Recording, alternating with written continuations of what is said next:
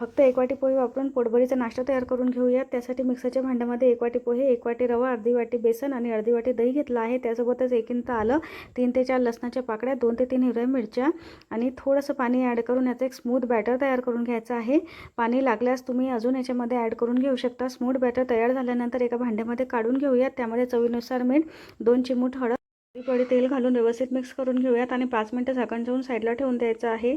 तोपर्यंत पाणी उकडण्यासाठी ठेवून देऊयात। कढईमध्ये पाण्याला उकळी आली की यामध्ये मी पाव चमचा खाण्याचा सोडा घालून एकाच डायरेक्शनमध्ये फिरवून घेणार आहे। मी इथे केक टीन घेतला आहे, तुम्ही ताट देखील घेऊ शकता। व्यवस्थित तेल लावून बॅटर यामध्ये घालून घ्यायचं आहे। वरून थोडंसं लाल तिखट घालून घेऊयात अशा प्रकारे आणि मध्ये ढोकळा होण्यासाठी ठेवून द्यायचं आहे। साधारणतः 15 ते 20 मिनिटापर्यंत झाकण ठेवून 15 ते 20 मिनिटं झाल्यानंतर तुम्ही पाहू शकता किती मस्त आपला ढोकळा तयार झालेला आहे। अशा प्रकारे तडका घालून घेऊयात आणि कट करून गरमागरम सर्व करा। कशी वाटली रेसिपी? आवडल्यास लाईक करा, शेअर करा, चॅनलला सबस्क्राईब करा।